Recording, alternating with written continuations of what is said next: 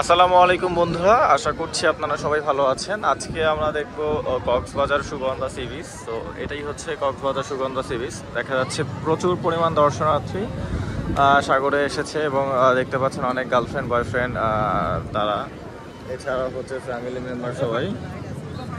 So আমরা বিচটা সম্পূর্ণ দেখবো এবং দেখা যাচ্ছে প্রচুর পরিমাণ সাগরের ঢেউ। তো আমরা চেষ্টা করছি সাগরের ঢেউ দেখার জন্য।